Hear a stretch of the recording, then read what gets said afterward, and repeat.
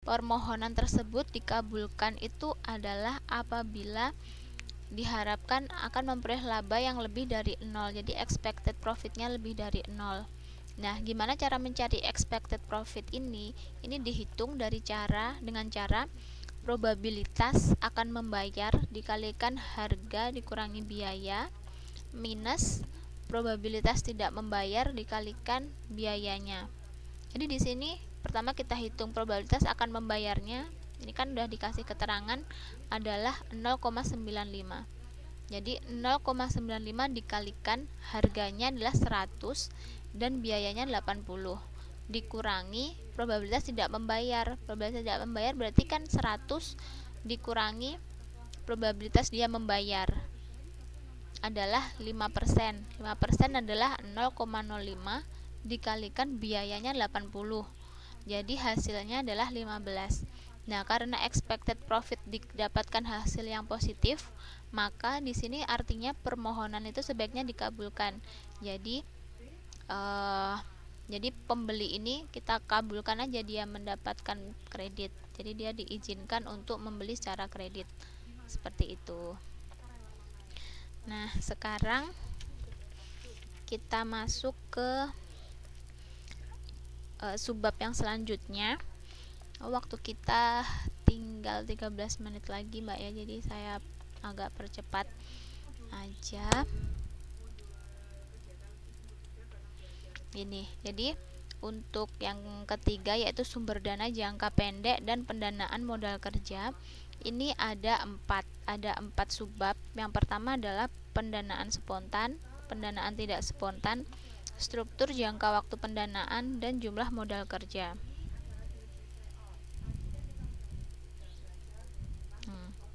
Dalam jangka pendek itu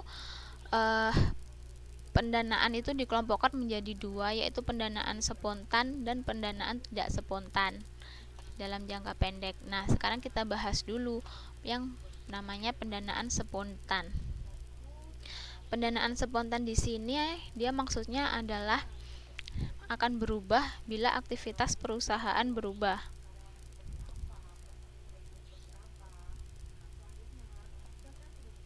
Apa maksudnya ini?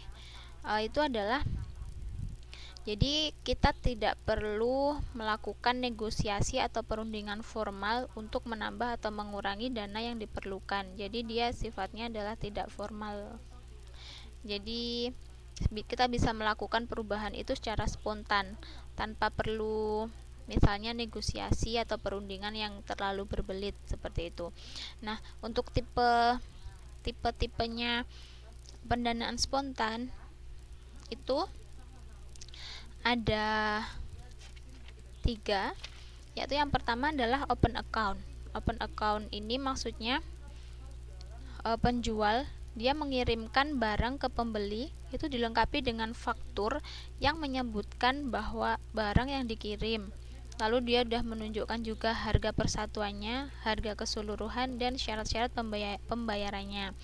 Dan setelah pembeli menandatangani tanda penerimaan barang, pembeli berarti menyatakan berutang kepada penjual. Nah, dalam open account itu ada beberapa persyaratan yang berlaku. Nah, itu adalah COD dan CBD. COD itu adalah cash on delivery. Itu maksudnya pembayaran itu dilakukan pada waktu pengiriman barang. Dan cash before delivery atau CBD itu pembayaran sebelum barang dikirim. Jadi sebelum barang dikirim kita sudah melunasi barangnya. Seperti itu. Lalu yang kedua, utang dagang yang kedua itu adalah notes payable. Ini maksudnya pembeli itu membuat surat pernyataan berutang secara resmi kepada penjual disertai kapan akan dilunasi utang tersebut. Nah, selanjutnya yang ketiga adalah trade acceptance. Ini penjual menarik draft kepada pembeli yang menyatakan kapan draft itu akan dibayar, baru setelahnya barang akan dikirim. Nah, selanjutnya untuk pendanaan tidak spontan. Pendanaan tidak spontan di sini dia kalau yang tadi spontan itu kan dia tidak perlu negosiasi untuk merubah dananya. Kalau yang ini adalah dia diperlukan negosiasi untuk mendapat dan mengurangi dana. Nah, di sini macam-macamnya ada 4, yaitu yang pertama adalah kredit modal kerja. Nah, ini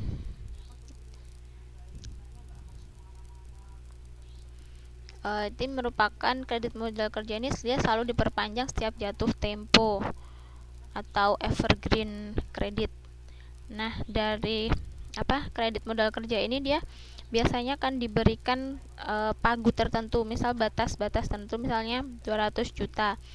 Misal kalau dan perusahaan itu kalau kita mau kredit kita bisa mengambil seluruh pagu tersebut, jadi 200 juta bisa kita ambil, tapi kita bisa juga mengambil sesuai keperluan kita. Jadi nggak semua yang harus kita ambil, dan kita juga harus bayar bunga dari kredit yang kita ambil tersebut. Nah, dan untuk analisis kredit ini diperlukan untuk mengetahui itikat dan kemampuan debitur atau perusahaan dalam membayar kredit yang mereka terima. Itu biasanya ada 5C. Pertama adalah karakter. Karakter itu watak dan kejujuran pimpinan perusahaan. Lalu ada capacity, kemampuan manajemen. Lalu capital, modal perusahaan. Kolateral, agunan kredit, dan condition atau kondisi kredit. Lalu yang kedua adalah commercial paper.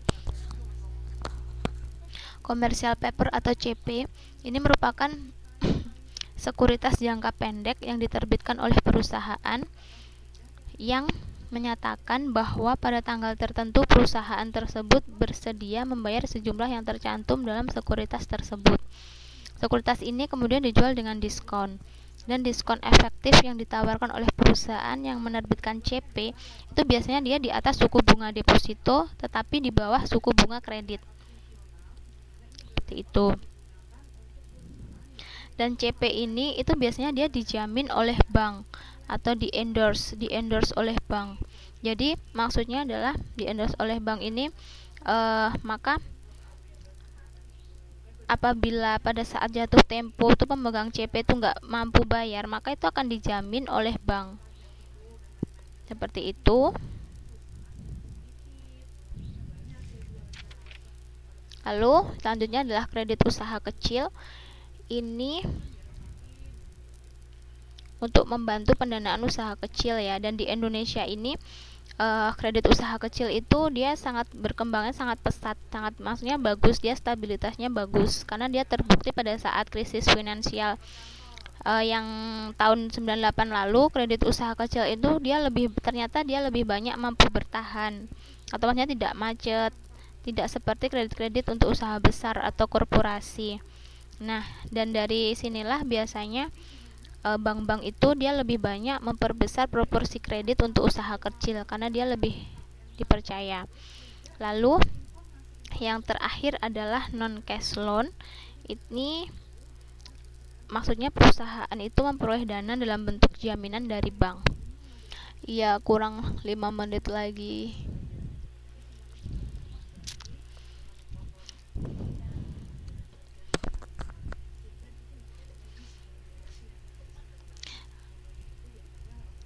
Lalu saya lanjutkan struktur jangka waktu, struktur jangka waktu pendanaan. Ini keputusan dalam likuiditas perusahaan dan komposisi umur utang itu dipengaruhi oleh trade-off dari profitability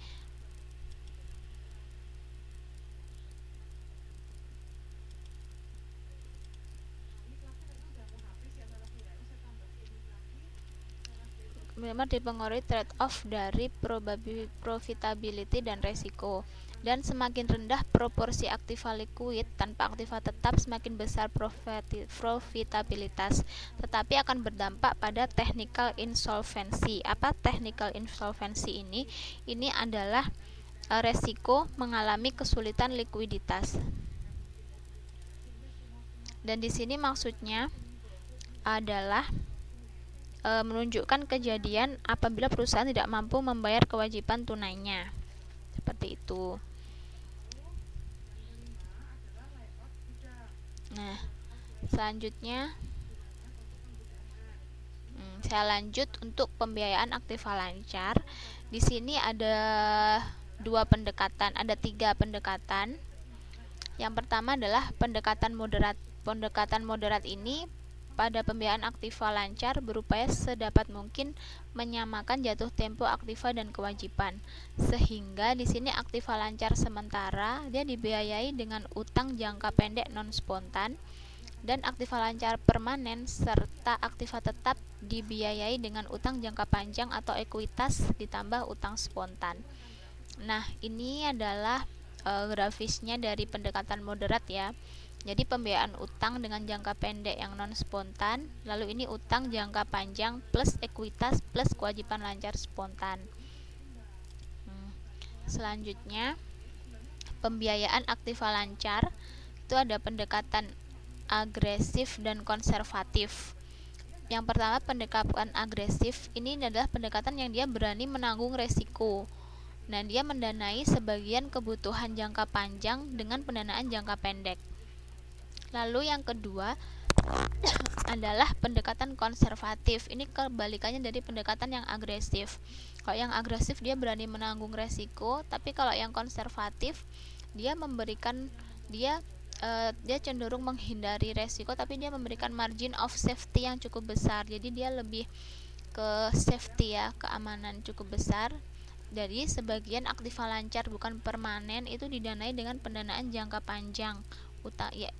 Pendanaan jangka panjang di sini termasuk utang jangka panjang, modal sendiri, serta pendanaan spontan. Nah, ini adalah grafis untuk pendekatan agresif. Ini pendanaan jangka pendek, dan ini adalah pendekatan untuk konservatif. Nah, jumlah modal kerja.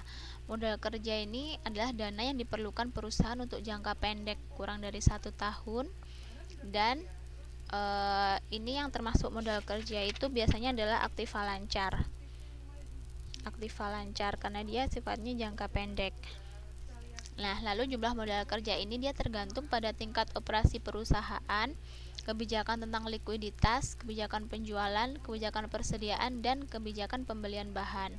Seperti itu. Nah, terima kasih. Slide kita udah akhir.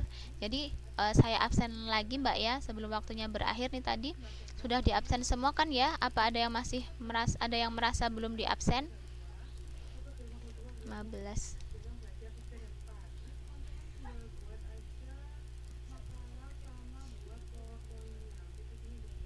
Mas Triwahyu nggak datang ya? Mas Muhammad Triwahyu. Muhammad Triwahyu. Mas Wahyu ada. Mas Wahyu saya tunggu tugasnya ya. Iya, ada Mas Wahyu tadi kurang. Mbak Indri, iya ada Mbak Indri. Berarti saya panggil yang nggak datang hari ini aja ya. Mbak Reni nggak ada kan tadi izin. Lalu Mbak Trinang Ningsih nggak ada kan. Mbak Umi Salamah nggak ada. Jadi yang lainnya datang dan udah saya catat. Dan untuk tugas-tugasnya tugas kemarin yang belum, mohon dikumpulkan ya kalau bisa hari ini. Nanti saya tunggu. Dan untuk minggu depan untuk tugas presentasinya juga jangan lupa dikerjakan. Saya tunggu presentasinya dan dikumpulkan. Saya dikumpulkan sehari dikarenakan kita pertemuan hari Minggu, jadi dikumpulkan